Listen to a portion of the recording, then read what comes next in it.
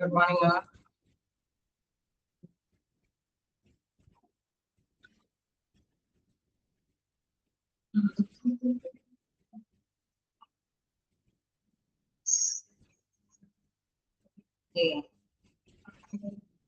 ഓണൊക്കെ വരാറായി അല്ലേ? ഓണത്തിന്റെ ഒരുക്കങ്ങളൊക്കെ നിങ്ങൾ തുടങ്ങി കാണാം.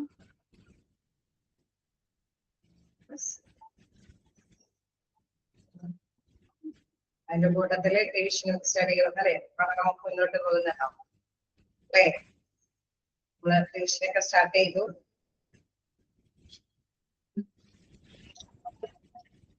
ആരെങ്കിലൊക്കെ വായിച്ചു നോക്കുന്നുണ്ടോ? നമ്മള് കഴിഞ്ഞ ക്ലാസ്സില് ഒരു ലെസൺ ഡിസ്കസ് ചെയ്തു. ഫിഫ്ത്ത് ലെസൺ അല്ലേ എന്താ ഹോസ്പിറ്റൽ അഡ്മിനിസ്ട്രേഷനുമായിട്ട് ഡിസ്കസ് ചെയ്തുകൊണ്ടിരിക്കുകയായിരുന്നു. ആരെങ്കിലൊക്കെ വായിച്ചു നോക്കിയായിരുന്നോ?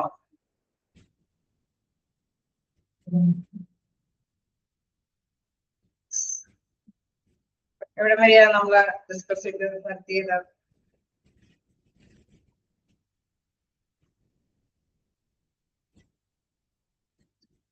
വേണ്ട.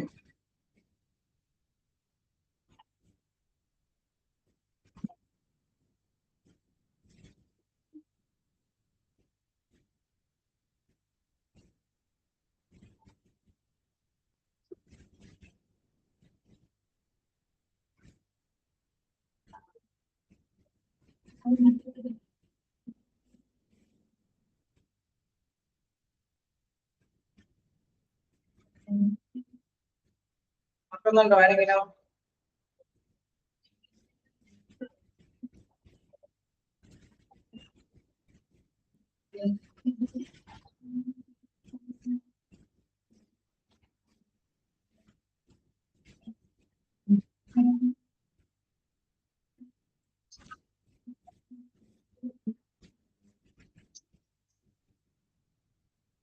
അതെ, ബൈക്കിലേക്ക് ഓർമ്മ വരുന്നില്ല. തോന്നുന്നു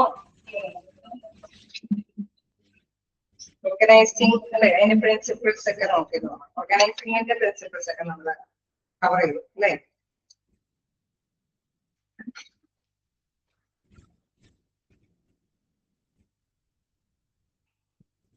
ആണോ? മാൻ പവർ പ്ലാനിങ് തുടങ്ങിയാണോ എടുക്കേണ്ടതായിട്ട് വരുന്നത്? സ്റ്റാഫിങ്ങിന്റെ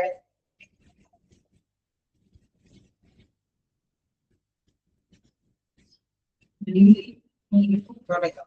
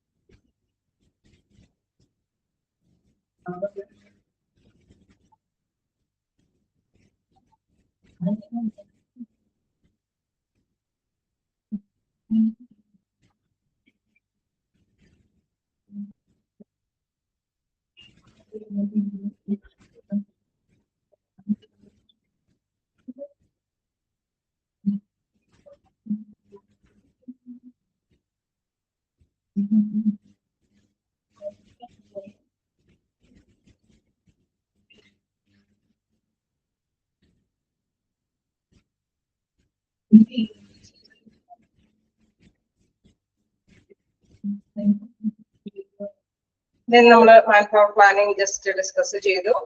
ഓക്കെ, നമ്മുടെ ഹ്യൂമൻ റിസോഴ്സ് പ്ലാനിങ്ങുമായി ബന്ധപ്പെട്ട നമുക്ക് അറിയാം തീർച്ചയായിട്ടും എംപ്ലോയീസിനെ എത്രത്തോളം വേക്കൻസി ഉണ്ടോ ആ വേക്കൻസിക്ക് അനുയോജ്യമായ രീതിയിൽ എംപ്ലോയീസിനെ കണ്ടെത്തുന്ന പ്രോസസ്സാണ്.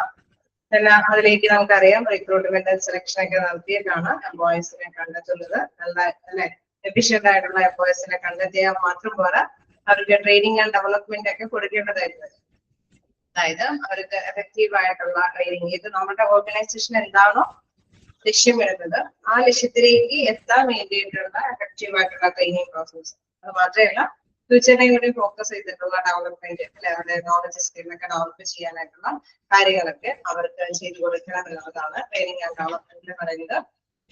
റെമ്യൂണറേഷൻ എന്ന് പറയുമ്പോൾ തീർച്ചയായിട്ടും എംപ്ലോയീസിനെ സാറ്റിസ്ഫൈഡ് ആയിട്ടുള്ള രീതിയിൽ പേയ്മെന്റ് അവർക്ക് ലഭ്യമാണ്. എന്റെ പേരിലേ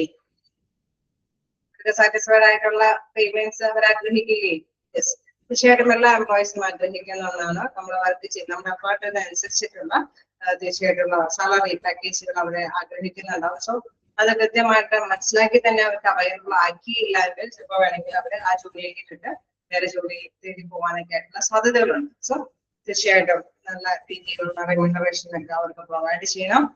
പെർഫോമൻസ് അപ്രൈസർ, ഇതാണ് പെർഫോമൻസ് അപ്രൈസർ കൊണ്ട് ഉദ്ദേശിക്കുന്നത്. ഇതുവരെയാന്ന് തോന്നുന്നു നമ്മൾ എടുത്തുനിർത്തിയത് അല്ലേ? പെർഫോമൻസ് അപ്രൈസർ, ഇതാണ് പെർഫോമൻസ് അപ്രൈസർ കൊണ്ട് ഉദ്ദേശിക്കുന്നത്. എംപ്ലോയീസിന് നമുക്കറിയാം എന്തെങ്കിലുമൊക്കെ പ്രൊമോഷൻ പെർഫോമൻസ് എന്ന് പറയുമ്പോൾ ജോലിയുമായി ബന്ധപ്പെട്ടുള്ള പ്രകാരം, അതായത് അവരെ ഏൽപ്പിച്ച ജോലി നല്ല കൃത്യതയോട് കൂടിയിട്ട് നിർവഹിക്കുന്നുണ്ടോ തീർച്ചയായിട്ടും അത് ഇവാലുവേറ്റ് ചെയ്തിട്ട് അവരുടെ പ്രകടനങ്ങൾ വിലയിരുത്തിയിട്ടാണ് മനസ്സിലാക്കുന്നത് അല്ലെ. തീർച്ചയായിട്ടും ട്രെയിനിങ് വേണോ, ഞാൻ പ്രൊമോഷൻ കൊടുക്കാൻ സാധ്യതയുള്ള എംപ്ലോയീസ് ആണോ അല്ലെ, അതെല്ലാം തന്നെ തീരുമാനിക്കുന്നത്. അവരുടെ സ്കില്ലിനും അല്ലെ നല്ല പെർഫോമൻസിനൊക്കെ അവാർഡ്സ് കാര്യങ്ങളൊക്കെ കൊടുക്കണോ. തീർച്ചയായിട്ടും ഇതെല്ലാം കൈകാര്യം ചെയ്യുമെങ്കിൽ പെർഫോമൻസ് അവിടെ കൃത്യമായിട്ട് തന്നെ വിലയിരുത്തേണ്ടത് ആവശ്യമാണ്. ഓക്കെ, ക്ലിയർ അല്ലേ? ക്വസ്റ്റ്യൻസ് ചോദിച്ചു കൊടുക്കണോ?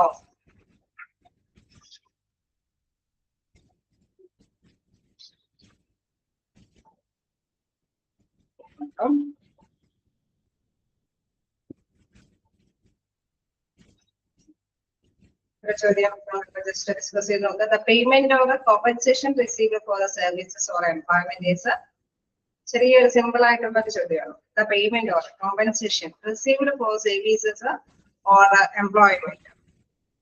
ഓപ്ഷൻ നോക്കുക. Remuneration, promotion, transfer, appraisal. Yes, good. Remuneration. നമുക്കറിയാം നമ്മൾ വർക്ക് ചെയ്യുന്നതനുസരിച്ചിട്ടുള്ള remuneration അവിടെ ആവശ്യമാണ് അല്ലെ, പേയ്മെന്റ് ആവശ്യമാണ്. ഓക്കെ, ഇത് ചെയ്താൽ നോക്കാം.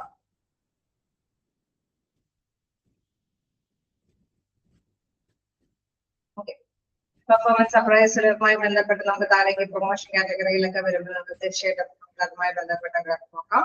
Promotion is defined as the movement of an employee from one person to another position of a higher pay, grade or salary.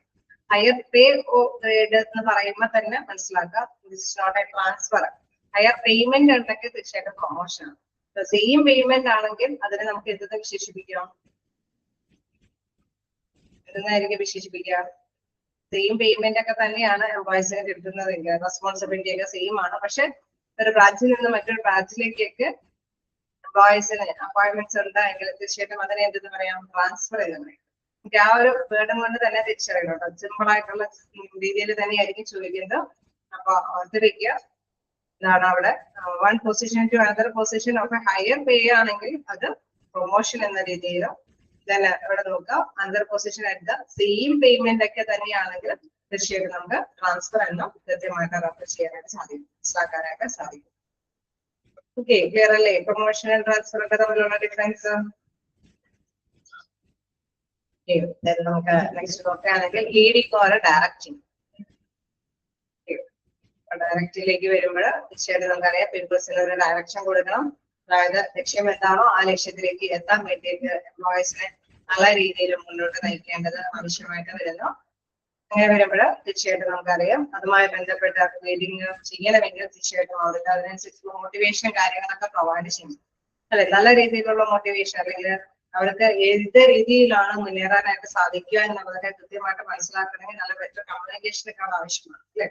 തീർച്ചയായിട്ടും directing influence people behaviour, motivation, communication, group dynamic, leadership and discipline. നല്ല അച്ചടക്കത്തോട് കൂടിയിട്ട് നല്ല ലീഡർഷിപ്പോട് കൂടിയിട്ട് നല്ല communicative ആയിട്ടുള്ള രീതിയിലൊക്കെ വരുമ്പോൾ തീർച്ചയായിട്ടും നമുക്കറിയാം എംപ്ലോയീസിനെ നല്ല രീതിയിൽ തന്നെ മുന്നോട്ട് നയിക്കാനായിട്ട് സാധിക്കും. ഓക്കെ, നമുക്ക് നെക്സ്റ്റ് നോക്കി കഴിഞ്ഞാൽ കൺട്രോളിങ് അല്ലെ, controlling.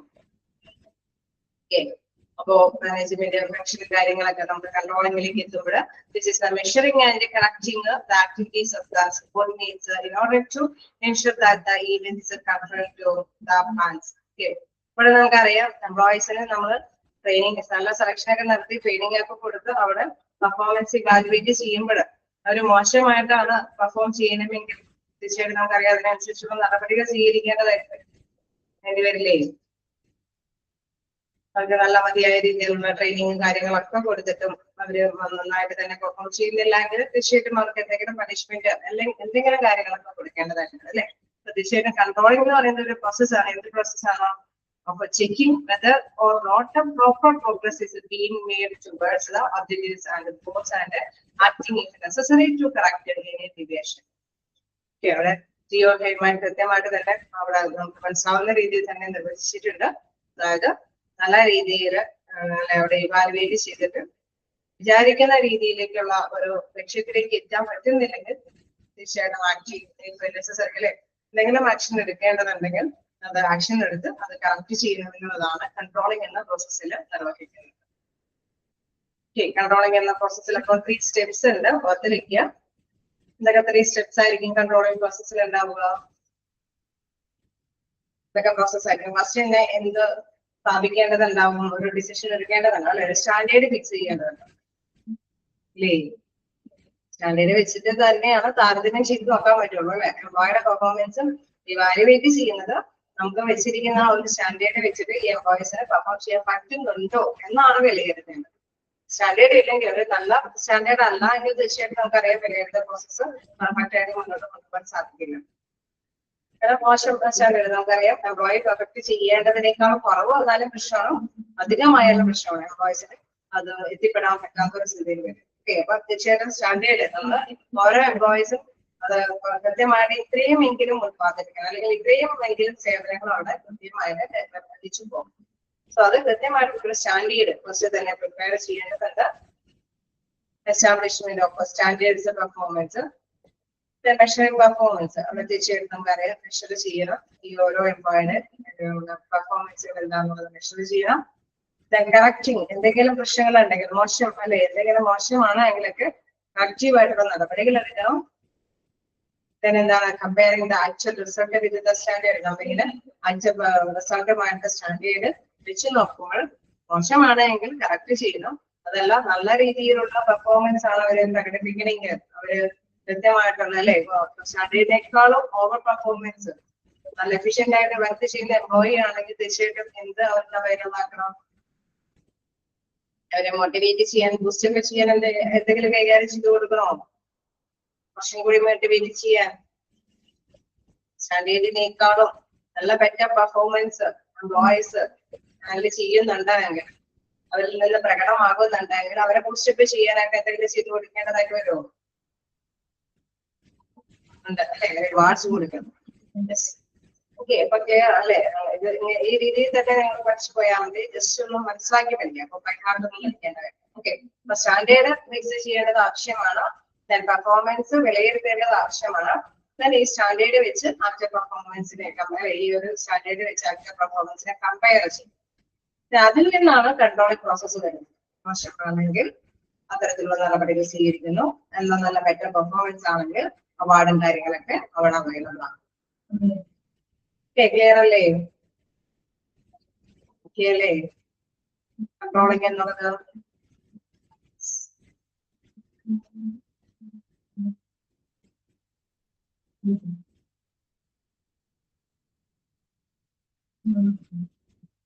the process of checking whether proper progress is being made towards objectives and goals is the process of checking whether proper progress is being made towards objectives and goals is dash planning, controlling, staffing, organizing.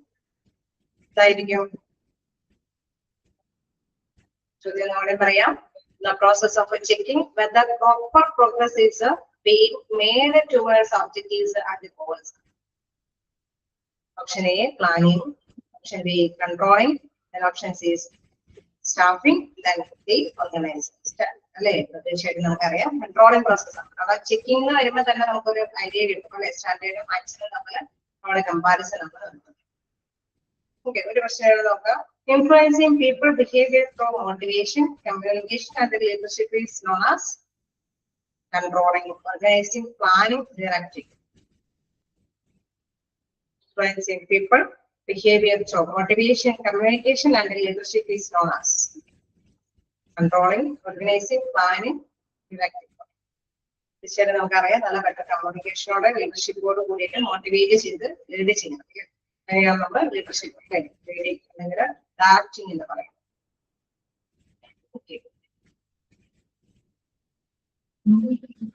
വീണ്ടും controlling പ്രോസസ്സിന്റെ ഒരു first step ആയിട്ട് ചോദിക്കുന്നുണ്ട്. Which is the first step in the controlling process? അതായിരിക്കും first step. അതായിരിക്കും നമ്മളിപ്പോ തന്നെ discuss ചെയ്തു. Which is the first step? Controlling പ്രോസസ്സിന്റെ ഫസ്റ്റ് സ്റ്റെപ്പ് എന്താണ്?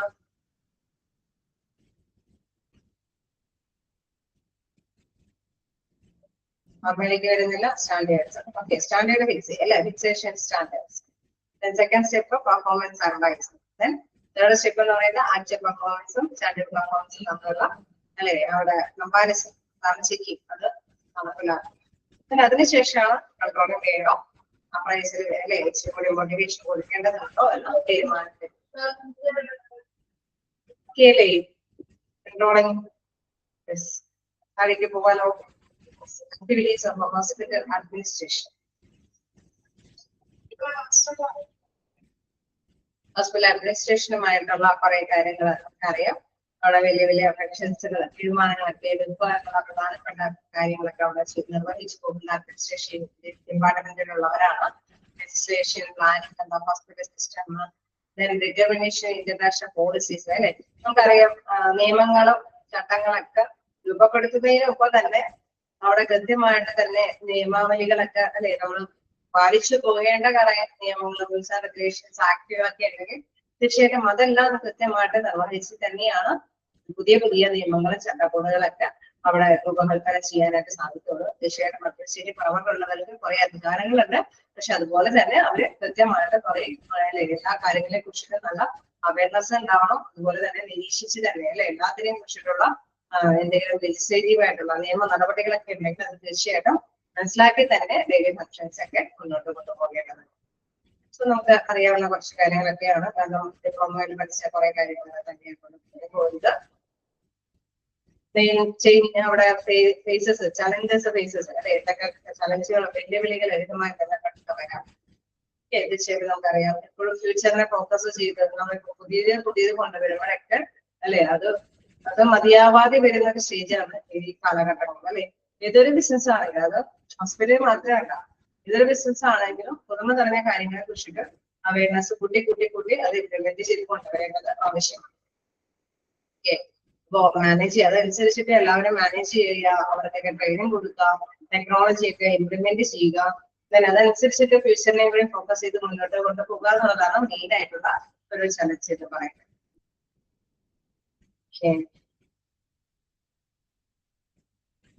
Elements of management ഉണ്ട്. The following are the elements of management: personal management, financial management, material management, time management. Okay, നമുക്കറിയാം ഈ മാനേജ്മെന്റ് കാര്യങ്ങളെ കുറിച്ചിട്ട് എല്ലാത്തിനെയും കൈകാര്യം ചെയ്യണം. അവിടെ പേഴ്സണൽ ആയിട്ടുള്ള കാര്യങ്ങളൊക്കെ മാനേജ് ചെയ്യാതെ സാമ്പത്തികമായിട്ട് നല്ല രീതിയിൽ കൈകാര്യം ചെയ്യണം. മെറ്റീരിയൽസിനെ ആണെങ്കിലും ടൈം ആണെങ്കിലും ഒക്കെ പെർഫെക്റ്റ് ആയിട്ട് കൈകാര്യം ചെയ്ത് പോയാൽ മാത്രമാണ് നമുക്ക് വിചാരിച്ച റിസൾട്ടുകൾ നേടിയെടുക്കാൻ സാധിക്കും. ഓക്കെ, അപ്പൊ ഏതൊക്കെ എലമെന്റ്സ് ഓർമ്മയിലേക്ക് കൊണ്ടുവരിക? 4 എലമെന്റ്സിനെ കുറിച്ചിട്ടാണ് മെയിൻ ആയിട്ട് പറയുന്നത്. Personnel management, financial management, material management and time management. Okay, അപ്പൊ അത് മൈൻഡിലേക്ക് കൊണ്ടുവരിക. പേഴ്സണൽ മാനേജ്മെന്റ് ഒക്കെ ആയിട്ട് നമുക്കറിയാം പേഴ്സണൽ ആയിട്ട് അല്ലെ അവിടെ കൈകാര്യം ചെയ്യുക. പ്രധാനമായിട്ടും അതിലുള്ള സ്റ്റെപ്സ് എന്ന് പറയുന്നത് human resource planning and recruitment and selection ആണ്. അതായത് വേക്കൻസികൾ എത്രത്തോളം ഉണ്ടെന്ന് കണ്ടെത്തേണ്ടതുണ്ട്, പ്ലാൻ ചെയ്യേണ്ടതുണ്ട്, ആസൂത്രണം ചെയ്യേണ്ടതുണ്ട്. തന്നെ അതനുസരിച്ചിട്ട് തന്നെ റിക്രൂട്ട്മെന്റ് സെലക്ഷൻ ഒക്കെ നടത്തി എംപ്ലോയീസിനെ കണ്ടെത്തേണ്ടത്. തീർച്ചയായിട്ടും ഇതൊക്കെ നമ്മൾ ഡിസ്കസ് ചെയ്ത് പോകുന്ന കാര്യങ്ങളൊക്കെ തന്നെയാണ്. നമ്മുടെ പർട്ടിക്കുലർ ആയിട്ട് ജോബ് അനാലിസിസിനെ കുറിച്ചിട്ട് പറയുന്നുണ്ട്. അതായത് നമ്മുടെ വേക്കൻസികൾ എത്രത്തോളം ഉണ്ട് എന്ന് മനസ്സിലാക്കണമെന്ന് പറയുമ്പോൾ വളരെ പ്രധാനമായിട്ടുള്ള ഒരു പ്രോസസ്സിംഗ് ആണ് അവിടെ നടപ്പാക്കുന്നത്. അതായത് ജോബ് അനാലിസിസ് അല്ലെ. ജോബ് അനാലിസിസ് എന്ന് പറയുമ്പോൾ തീർച്ചയായിട്ടും നമുക്കറിയാം വേക്കൻസി എന്താണോ അല്ലെ. ചിലപ്പോൾ ടെക്നീഷ്യന്റെ വേക്കൻസി ആയിരിക്കാം, നഴ്സുമാരുടെ വേക്കൻസി ആയിരിക്കാം, ഡോക്ടേഴ്സിന്റെ ആയിരിക്കാം, സ്യൂപ്പേഴ്സിന്റെ ആയിരിക്കാം, ഏത് വേക്കൻസി ആണ് അല്ലെ. ആ വേക്കൻസി തീർച്ചയായിട്ടും നമുക്കറിയാം ആ വേക്കൻസിക്ക് അനുയോജ്യമായിട്ടുള്ള ആളുകളെ കണ്ടെത്തുമ്പോൾ ആ വേക്കൻസിയിൽ എന്തൊക്കെ ഡ്യൂട്ടികളാണ് നിർവഹിക്കേണ്ടത് അല്ലെ, എന്തൊക്കെ ഉത്തരവാദിത്വ ബോധത്തോടു കൂടിയിട്ടാണ് അത് കൈകാര്യം ചെയ്യുന്നത്, എന്തൊക്കെ റിസ്കുകൾ വരാനായിട്ട് സാധ്യതകളുണ്ട്. സോ ആ വേക്കൻസിയുമായിട്ട് നല്ല രീതിയിലുള്ള അവയർനെസ്, നല്ല കൃത്യതയോട് കൂടിയിട്ടുള്ള നോളജ് ഉണ്ടാവണം. അതിനനുസരിച്ചിട്ടുള്ള എംപ്ലോയീസിനെ കണ്ടെത്തുന്നത്, അതിനനുസരിച്ചിട്ടുള്ള എംപ്ലോയീസിന് വേണ്ട സ്കില്ല്, എക്സ്പീരിയൻസ്, അതിനെ കുറിച്ചിട്ട് നല്ല അവയർനെസ്. അപ്പൊ രണ്ട് പ്രധാനമായിട്ട് ജോബ് അനാലിസിസിന്റെ രണ്ട് പ്രൊഡക്ട്സ് എന്ന് പറയുന്നത് ജോബ് സ്പെസിഫിക്കേഷനും ആൻഡ് ജോബ് ഡിസ്ക്രിപ്ഷനും. ജോബ് സ്പെസിഫിക്കേഷൻ എന്ന് പറയുമ്പോൾ job specification is the list of recommended qualities for a person or to qualify for and succeed in a position. അതായത് ജോബ് ഡിസ്ക്രിപ്ഷനിൽ പറയുന്ന ജോബ് ഡിസ്ക്രിപ്ഷൻ എന്ന് പറയുന്നത് description refers to written information document that states that duties, tasks, responsibilities and qualifications of a job based on the finding of a particular job analysis. അതായത് ഇത് നമ്മൾ ഓർത്ത് വെക്കേണ്ടത്, എപ്പോഴും മാറിപ്പോകാൻ ചാൻസ് ഉള്ളതുകൊണ്ടാണ് ഞാൻ അത് റിപ്പീറ്റ് ചെയ്ത് പറയുന്നത്. ജോബ് ഡിസ്ക്രിപ്ഷൻ എന്ന് പറയുന്നത് ജോബ് എന്താണ്, ആ ജോലിയില് എന്തൊക്കെ ഉത്തരവാദിത്വം നിർവഹിക്കേണ്ടതാണ്, ഡ്യൂട്ടീസ്, എന്തെങ്കിലും അപകടകരമായിട്ടുള്ള കാര്യങ്ങൾ കൈകാര്യം ചെയ്യേണ്ട ജോലിയാണോ, അത്തരത്തില് അല്ലെ എല്ലാ കാര്യങ്ങളും അതുമായി ബന്ധപ്പെട്ട് ജോലിയുമായി ബന്ധപ്പെട്ടുള്ള എല്ലാ ഡീറ്റെയിൽസും ഉൾക്കൊള്ളുന്നത് ജോബ് ഡിസ്ക്രിപ്ഷൻ. ആ ജോബ് ഡിസ്ക്രിപ്ഷൻ നോക്കിയിട്ടാണ് അതിന് അനുയോജ്യമായിട്ടുള്ള എംപ്ലോയി അല്ലെ, ആ എംപ്ലോയിക്ക് എന്തൊക്കെ ക്വാളിറ്റീസ് വേണം, എക്സ്പീരിയൻസ് വേണം എന്ന് കൃത്യമായിട്ട് മനസ്സിലാക്കുക. അതനുസരിച്ചിട്ടാണ് റിക്രൂട്ട്മെന്റ് നടക്കുന്നത്. ജോബ് സ്പെസിഫിക്കേഷനിൽ പർട്ടിക്കുലർ ആയിട്ടുള്ള ജോബിന് വേണ്ട എംപ്ലോയീസിന് വേണ്ട യോഗ്യതകളും സ്കില്ലും അല്ലെ എക്സ്പീരിയൻസും കാര്യങ്ങളാണ് ജോബ് സ്പെസിഫിക്കേഷനിൽ വേണ്ടത്. ക്ലിയർ അല്ലേ? ആർക്കില്ലല്ലോ. ജോബ് ഡിസ്ക്രിപ്ഷൻ എന്ന് പറയുന്നത് ജോലിയുമായി ബന്ധപ്പെട്ടുള്ള ജോലി ഏത് ജോലിയാണ്.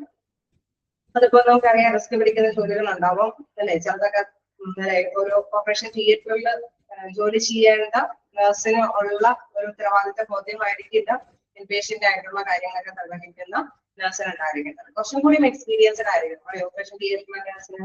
എന്റെ പേരില്ലേ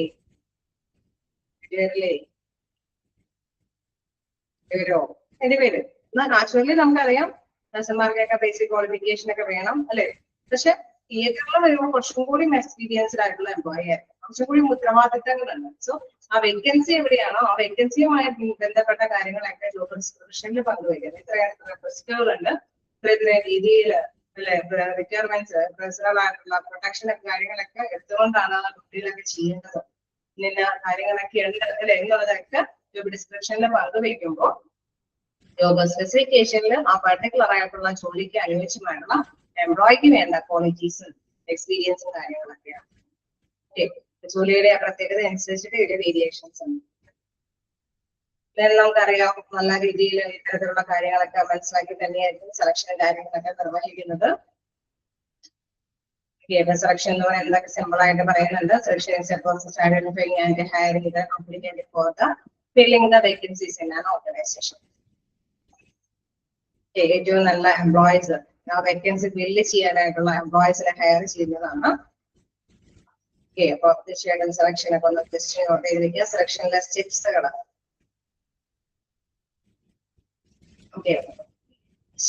നമുക്കറിയാം അവിടെ job post once the job posting process is done, we will pick and receive the applications from many candidates. അതിന് റിക്രൂട്ട്മെന്റ് നടത്തി ആപ്ലിക്കേഷൻസ് കണ്ടെത്തുന്നു and there is whether the selection process will begin. അതിനുശേഷമാണ് സെലക്ഷൻ പ്രോസസ്സ് ബിഗിൻ ചെയ്യുന്നത്.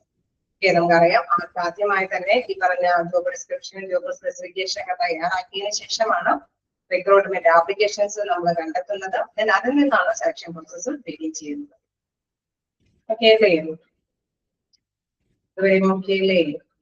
പിന്നെ സ്റ്റെപ്സിനെ കുറിച്ചിട്ടാണ്, അതായത് 6 steps വഴിയിലാണ് selection process നിർവഹിച്ചു പോകുന്നത്. എപ്പോഴും ചോദിച്ചിട്ടുള്ള സ്റ്റെപ്സുകളൊക്കെ തന്നെയാണ്. First step, last step, next step എന്നൊക്കെ പറഞ്ഞുകൊണ്ട് തന്നെ ആ ഹെഡിങ് തന്നെ ചോദിച്ചു കാണാറുണ്ട്. സോ അതൊക്കെ ഒന്ന് ജസ്റ്റ് നോട്ടേക്ക് പോവാം.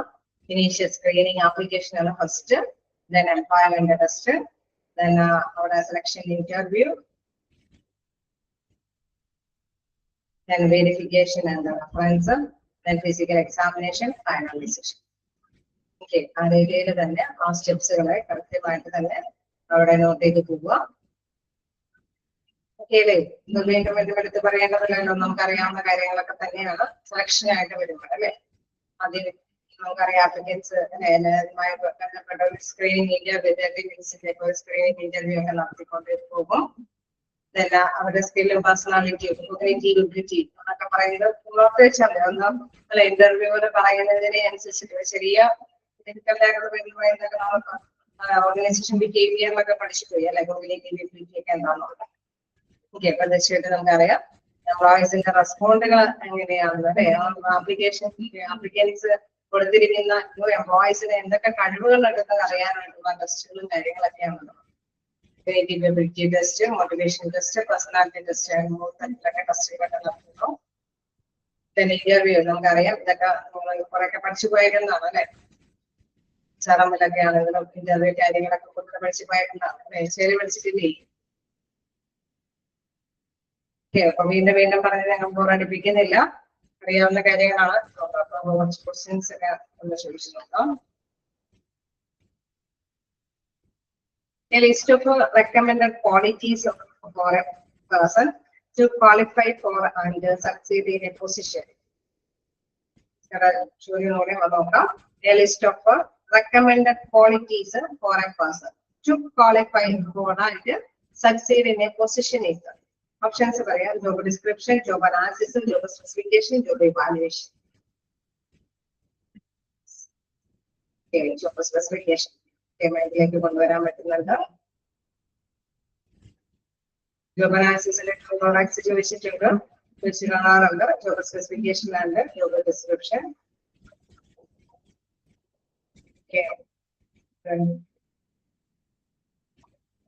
What is the first step in employee selection process describe. First step എന്താണ് ചോദിക്കുന്നുണ്ട്. ഇനീഷ്യൽ സ്ക്രീനിങ് ആപ്ലിക്കേഷൻ നമുക്ക് അറിയാവുന്നതാണ്. After selection interview, what is the next step the selection process? അപ്പൊ നമ്മൾ ഇന്റർവ്യൂവിന്റെ കഴിഞ്ഞിട്ടുള്ള സ്റ്റെപ്പാണ് ചോദിക്കുന്നത്. ഓക്കെ, സ്റ്റെപ്പ് അതുകൊണ്ട് തന്നെ ആ സ്റ്റെപ്പ് ആ ഓർഡർ അനുസരിച്ചിട്ട് പറയും. ഓക്കെ, വെരിഫിക്കേഷൻ ആൻഡ് റെഫറൻസ് ആണ്. അപ്പൊ ഇന്റർവ്യൂ കഴിഞ്ഞിട്ടാണെന്നുള്ളതൊക്കെ നമുക്ക് അറിയാവുന്നതാണ്, എങ്കിലും ജസ്റ്റ് ഒന്ന് ആ ഓർമ്മയിലേക്ക് കൊണ്ടുപോകാൻ. ഫസ്റ്റ് സ്റ്റെപ്പ് എന്ന് പറയുന്നത് initial screening application, then second employment test, then third selection interview, then fourth one is the verification and the reference, fifth one is physical examination and final decision. Okay. Physical examination ഒക്കെ വരുമ്പോൾ മൈൻഡിലേക്ക് കൊണ്ടുവന്ന ഒരു medical ചെക്കപ്പും കാര്യങ്ങളൊക്കെ അല്ലെ. ചില particular ഗ്രൂപ്പിനൊക്കെയാണ് തീർച്ചയായിട്ടും നമുക്കറിയാം physical examination ഒക്കെ ഇമ്പോർട്ടന്റ് ആയിട്ട് വരുന്നത്. തന്നെ ബഡ്ജറ്റ് നമുക്ക് നോക്കാനുള്ളത് ഫിനാൻഷ്യൽ മാനേജ്മെന്റ് ഒക്കെ ആയിട്ട് ബന്ധപ്പെട്ട കുറെ കാര്യങ്ങളാണ്. ബഡ്ജറ്റും ഡെവലപ്മെന്റ് ബഡ്ജറ്റ്, അങ്ങനെ രണ്ട് രീതിയിലുള്ള ബഡ്ജറ്റ് കാര്യങ്ങളൊക്കെ. അത് നമ്മളെ മറ്റൊരു എലമെന്റിലേക്ക് കിടക്കുമ്പോഴാണ് പേഴ്സണൽ എലമെന്റ് കഴിഞ്ഞു ഫിനാൻഷ്യൽ മാനേജ്മെന്റിലേക്ക് വരുന്നത്.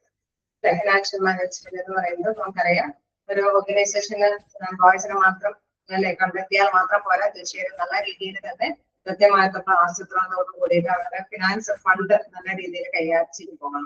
അല്ലെ, അപ്പൊ ട്രെയിനിങ് കൊടുക്കേണ്ടവർക്ക് മാത്രമേ ഈ ഫണ്ട് നീക്കി വയ്ക്കാൻ പറ്റുള്ളൂ. അല്ലെങ്കിൽ കുറച്ചും കൂടി എംപ്ലോയീസിന് അല്ലെ മോട്ടിവേഷൻ കൊടുക്കാൻ വേണ്ടിയിട്ട് ചിലപ്പോൾ റിവാർഡ് എല്ലാവർക്കും റിവാർഡ് കൊടുക്കേണ്ട കാര്യമാണ് അല്ലെ. പർട്ടിക്കുലർ ആയിട്ടുള്ള എംപ്ലോയീസിന് റിവാർഡ് കൊടുത്താൽ മതി, പർട്ടിക്കുലർ ആയിട്ടുള്ള എംപ്ലോയീസിന് മാത്രം കുറച്ച് എംപ്ലോയീസിന് മാത്രം ട്രെയിനിങ് കൊടുത്താൽ മതി. സോ ഇതെല്ലാം തീർച്ചയായിട്ടും മനസ്സിലാക്കി തന്നെ അതാത് കാര്യങ്ങൾക്കൊക്കെ നമുക്കറിയാം ഫണ്ട് നീക്കിയിരിപ്പ് നടത്തേണ്ടതുണ്ട്. സോ ഫിനാൻഷ്യൽ മാനേജ്മെന്റ് എന്ന് പറയുന്നത് തീർച്ചയായിട്ടും നമുക്കറിയാം നമുക്ക് ടാസ്ക് തന്നെയാണ്. Deals with how to spend the money and get the maximum gain for the organization. ഇതിന്റെ പ്രധാനമായിട്ടുള്ള ഒരു കാര്യം എന്ന് പറയുന്നത് മണി അല്ലെ, നമ്മുടെ ഫണ്ട് എത്ര ഏറ്റവും മാക്സിമം ഗെയിനോട് കൂടിയിട്ട് നേടിയെടുക്കാനായിട്ട് എങ്ങനെ ഡീൽ ചെയ്യാൻ പറ്റും എന്നുള്ളതാണ് പ്രധാനമായിട്ടും. ഫിനാൻഷ്യൽ മാനേജ്മെന്റിലും തീർച്ചയായിട്ടും നമുക്കറിയാം സ്ട്രാറ്റജിക് ആയിട്ടുള്ള planning, തന്ത്രപരമായിട്ടുള്ള planning.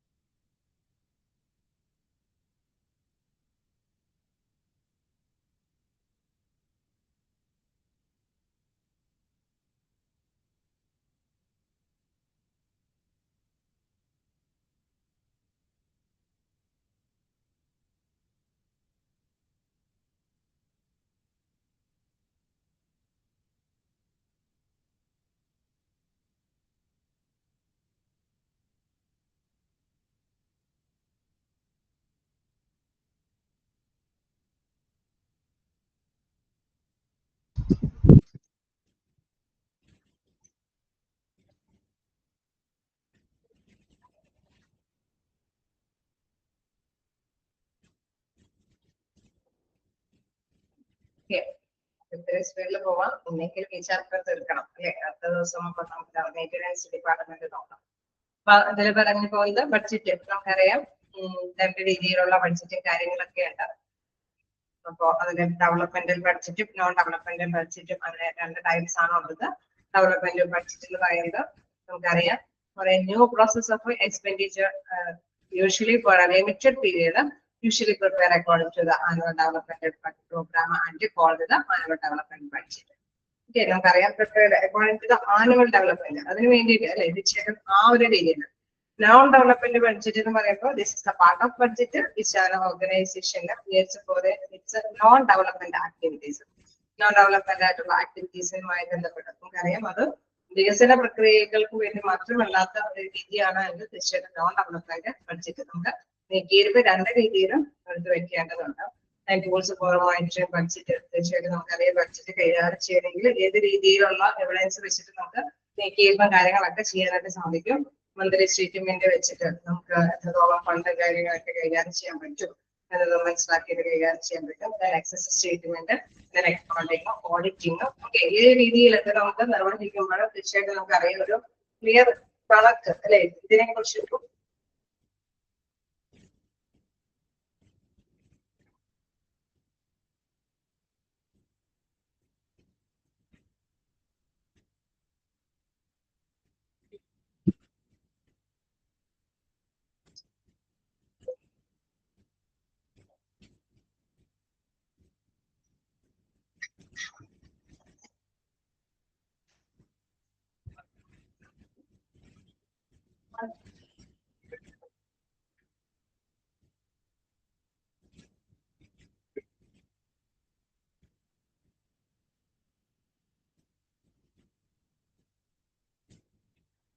Maximize the according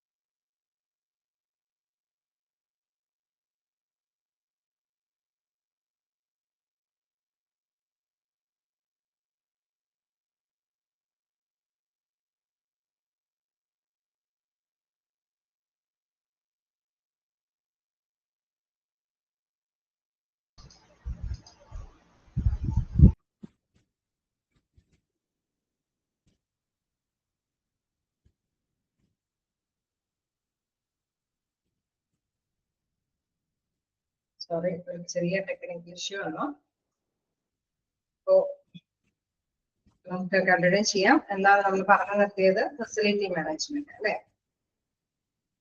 facility മാനേജ്മെന്റുമായി ബന്ധപ്പെട്ട് നമുക്കറിയാം, അതുമായി ബന്ധപ്പെട്ടുള്ള കാര്യങ്ങൾ കൃത്യമായിട്ട് തന്നെ അത് കൈകാര്യം ചെയ്ത് പോകണമെങ്കിൽ വ്യത്യസ്ത എവിഡൻസ് വെച്ചുകൊണ്ട് തന്നെ ഡീലിലേക്ക് പോകാം. അതായത് ഓഡിറ്റിംഗ്, അക്കൗണ്ടിംഗ്, എക്സസ് മാനേജ്മെന്റ് ഒക്കെ എടുത്ത് നോക്കിയിട്ട് നമുക്ക് അതനുസരിച്ചിട്ട് തന്നെ ബഡ്ജറ്റ് ഫിക്സ് ചെയ്യാനൊക്കെ ആയിട്ട് സാധിക്കും. Materials management, the supply of right thing at the right place at the right time and at the right cost. ഒരു കൃത്യതയോട് കൂടിയിട്ടുള്ള കാര്യങ്ങളൊക്കെ ചെയ്തു പോകുന്നതിന് ഈ ഒരു പ്രിൻസിപ്പൾസ് ഒക്കെ മാനേജ് ചെയ്ത് പോവുകയാണെങ്കിൽ കുഴപ്പമില്ലാതെ തന്നെ കാര്യങ്ങൾ ചെയ്യാനായിട്ട് സാധിക്കും. ടൈം മാനേജ്മെന്റ് അങ്ങനെ എലമെന്റ്സ് ഓഫ് മാനേജ്മെന്റിൽ personal, financial, materials management and time management അല്ലെ, ആ ഒരു എലമെന്റ്സിലൊക്കെ ജസ്റ്റ് നോട്ട് ചെയ്ത് പോവാം. ടൈം മാനേജ്മെന്റ് ആണെങ്കിലും തീർച്ചയായിട്ടും നമുക്കറിയാം, ഓർഗനൈസേഷൻ പ്രത്യേകിച്ച് ഹോസ്പിറ്റലൊക്കെ ആണെങ്കിലും ടൈമിൽ കാര്യങ്ങളൊക്കെ നല്ല പെർഫെക്റ്റ് ആയിട്ട് ചെയ്യുന്നത് അല്ലെ.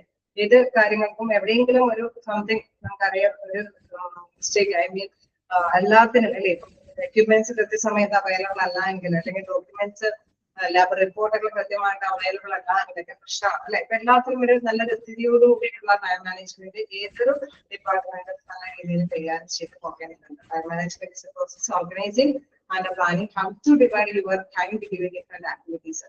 വ്യത്യസ്ത ആക്ടിവിറ്റീസിനൊക്കെ എത്ര ടൈം വേണം, സോ അത് കൃത്യമായിട്ട് ഷെഡ്യൂൾ ചെയ്തിട്ട് ക്രമപ്പെടുത്തുന്നത് കൊണ്ടാണ് ഹോസ്പിറ്റൽ പ്രവർത്തനങ്ങൾ യാതൊരു തടസ്സവും കൂടാതെ മുന്നോട്ട് കൊണ്ടുപോകാനായിട്ട് സാധിക്കുന്നത്. ഓക്കെ, ടൈം മാനേജ്മെന്റുമായി ബന്ധപ്പെട്ട 6 സ്റ്റെപ്സിനെ കുറിച്ചിട്ട് പറയുന്നുണ്ട്. ജസ്റ്റ് നോട്ട് ചെയ്ത് പോവുക. ഞാൻ ജസ്റ്റ് കുറച്ച് ക്വസ്റ്റ്യൻസുകൾ ചോദിച്ചു പോവാം. അറിയാവുന്നതാണ്, ഡീറ്റെയിൽ ആയിട്ട് പറഞ്ഞു പോകേണ്ടതുണ്ടാവില്ല. Okay,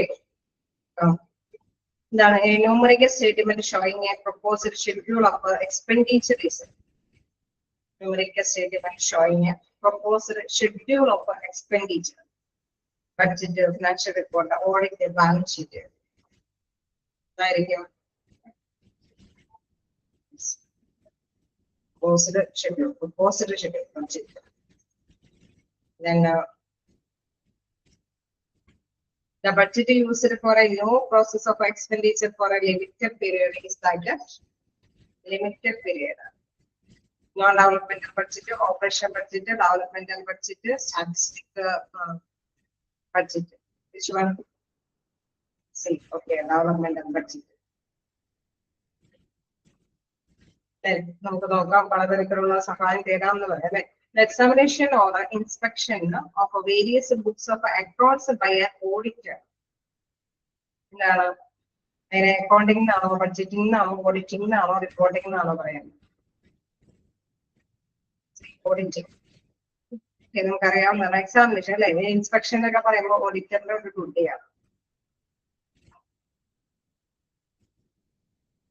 The planning, purchasing, and the maintaining of item usually in the hospital.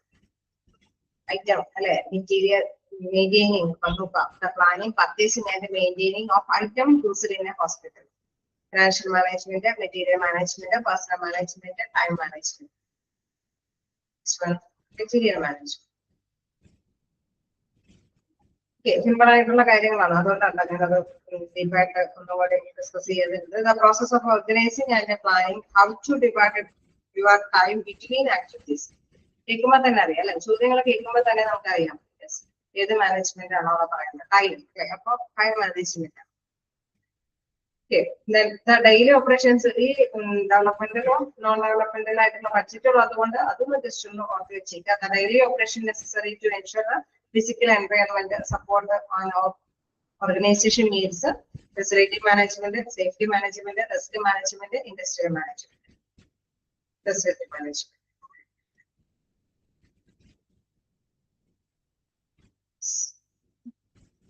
Okay, clear alle? നമുക്ക് താഴേക്ക് പോകാനോ?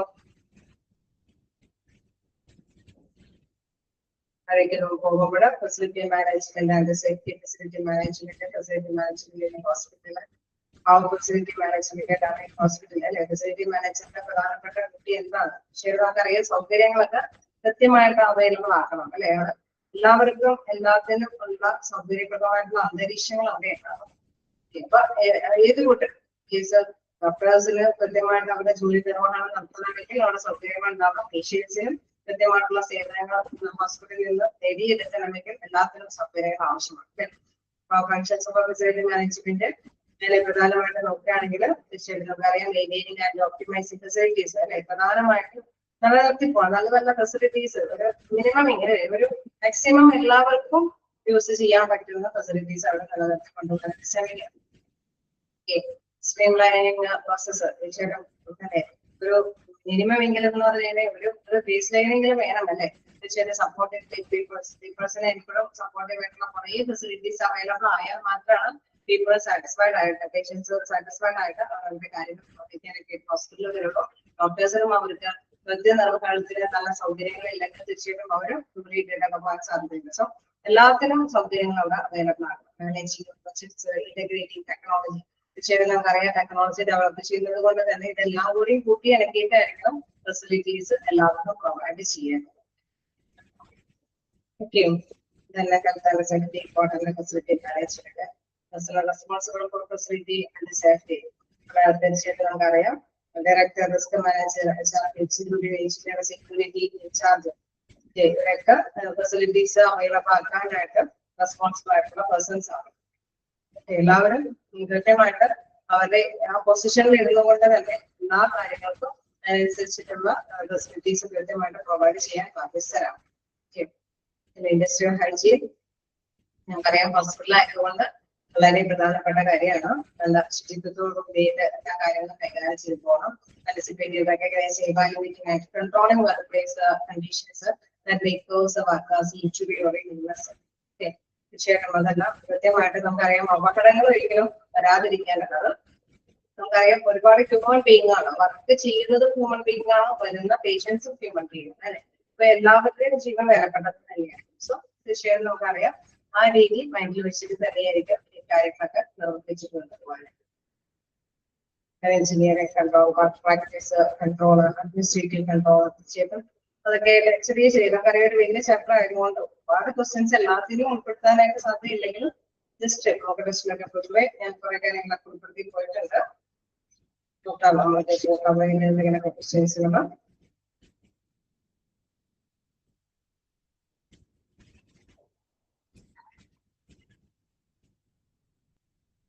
when engineering or work practice controls are not visible, what is required? Personal protective equipment, increased supervision, more frequent breaks, defined job tasks.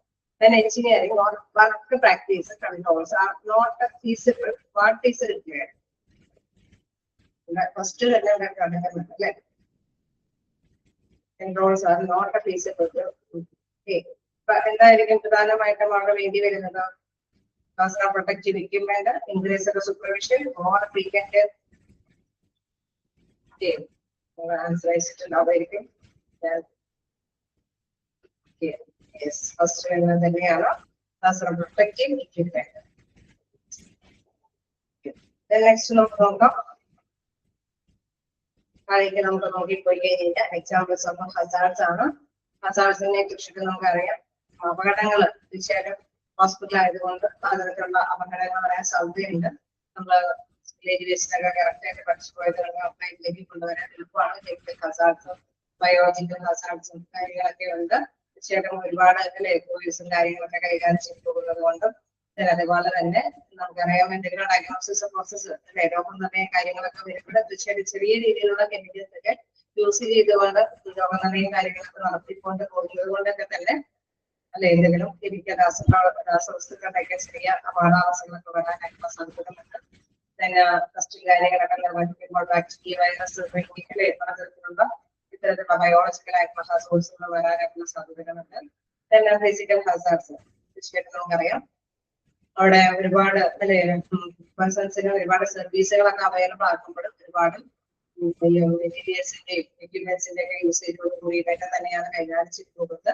So അവിടെ അതിനനുസരിച്ചുള്ള എന്തെങ്കിലും ഡാമേജുകൾ പ്രശ്നങ്ങളൊക്കെ വന്ന physical hazards ഒക്കെ വരാനായിട്ടുള്ള സാധ്യതകൾ കൂടുതലാണ് അല്ലെ.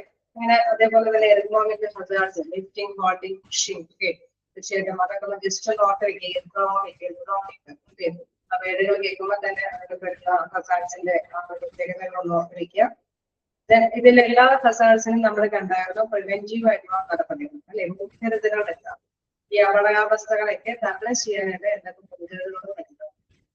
അപ്പം ജസ്റ്റ് ഒന്ന് ഓട്ടോമാറ്റിക്കിലേക്ക് കൊണ്ടുവന്ന് വെച്ചാൽ മതി. ജസ്റ്റ് വായിച്ചു പോവുക. അപ്പോൾ റെഗുലേറ്റ് ചെയ്യുന്നതിലോ ഓർത്തെടുക്കാനായിട്ട് സാധിക്കുകയും ചെയ്യും. ജസ്റ്റ് നമുക്ക് ക്വസ്റ്റ്യൻസ് ഒക്കെ നോക്കാം. Bacteria, virus and fungi are example of dash hazard. ഏതായിരിക്കും? ഞാൻ ഓപ്ഷൻ പറയാതെ തന്നെ അറിയാമോ? Okay, biological. അതേപോലെ തന്നെ substance like acid, disinfectant and alcohol. ഏത് ഹസാർഡ്സ് ആയിരിക്കും?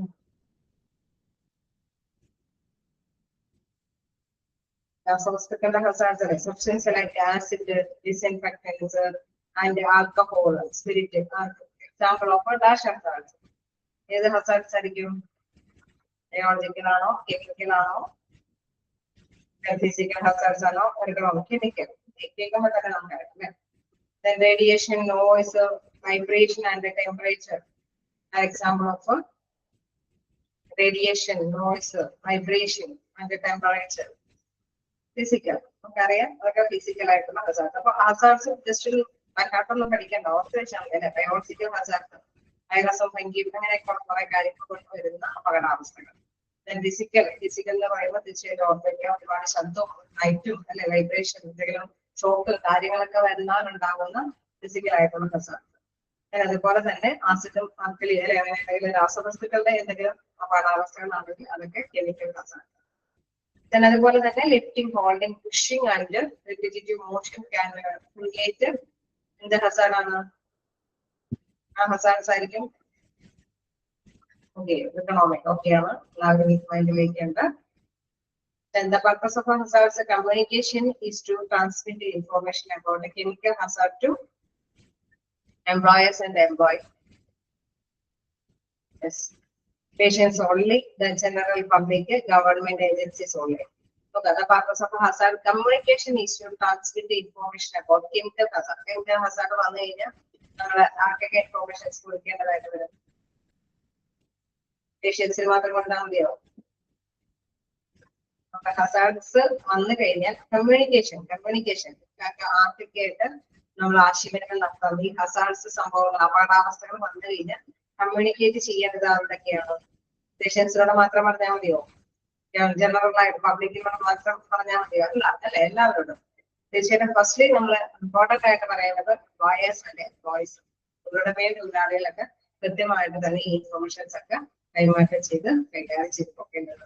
അവരാണ് ആക്റ്റീവായിട്ട് നടപടികൾ എടുക്കേണ്ടത്. അവിടെയുള്ള തൊഴിലാളികൾ, അതായത് സ്റ്റാഫുകൾ. അതേമാതിരി തന്നെ പ്രൊപ്പറൈറ്റേഴ്സ് ഒക്കെ കൃത്യമായിട്ട് അല്ലെ, തീർച്ചയായിട്ടും നമുക്കറിയാം എമർജൻസി ആയിട്ട് കോളുകളൊക്കെ അവരാണ് കൃത്യമായിട്ട് എല്ലാവരിലേക്കും എത്തിക്കുന്നത്. എന്താണ് MSDS stands for? Safety data sheet നമുക്ക് താഴേക്ക് നോക്കാം.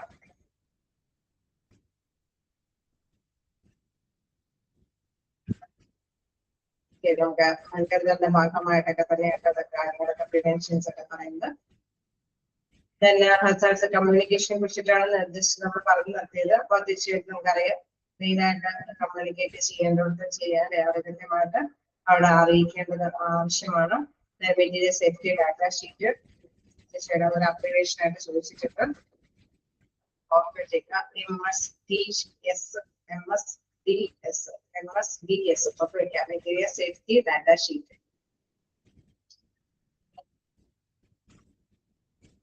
Employee training, hazards waste. തീർച്ചയായിട്ടും നമുക്കറിയാം അവിടെ മുൻകരുതലുകളായിട്ട് എക്യുപ്മെന്റ്സുകൾ കൊടുക്കുന്നതോടൊപ്പം തന്നെ സ്റ്റാഫുകൾക്കും കൃത്യമായിട്ടുള്ള ട്രെയിനിങ്ങും കാര്യങ്ങളൊക്കെ കൊടുക്കും. ഇതിൽ മാത്രമാണ് ഹസാർഡ്സ് അപകടാവസ്ഥകൾ വരുമ്പോൾ ക്വിക്കായിട്ട് ആക്റ്റീവായിട്ട് അവർ നടപടികളൊക്കെ എടുക്കുന്നത് അല്ലെ.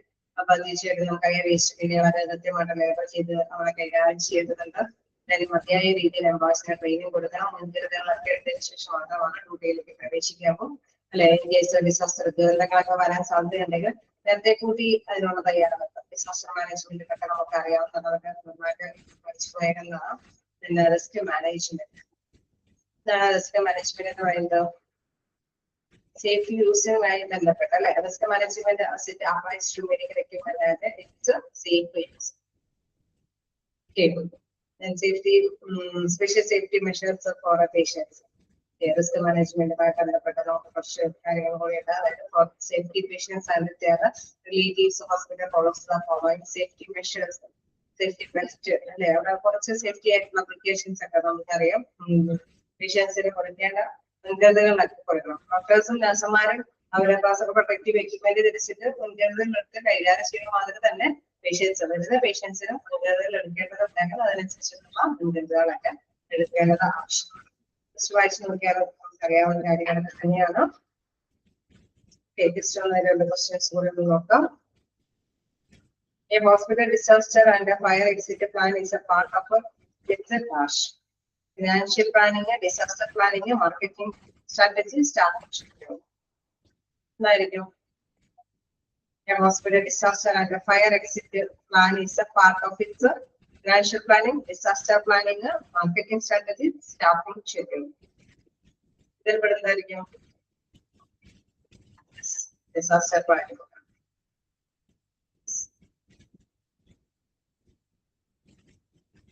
ഞാൻ ഇവിടെ ഒരു കമ്മിറ്റിയുടെ കാര്യം പറഞ്ഞു പോയിട്ടുണ്ട്. ജസ്റ്റ് നോട്ട് ചെയ്തേരെ. A committee that analyzes the risk and indicates to implement a safe practice is to risk management committee, finance committee, ethics committee, then promotion in committee. ഇതായിരിക്കും കമ്മിറ്റി. ഓക്കെ, ഏകദേശം നമ്മള് ഓത്തറൈസേഷൻ അല്ലെ അവിടെ നമ്മള് complete ചെയ്തിട്ടുണ്ട്. Hospital administration. Next ടൈമിൽ നമുക്ക് maintenance ഡിപ്പാർട്ട്മെന്റിന്റെ റിവിഷൻ സ്റ്റാർട്ട് ചെയ്യും.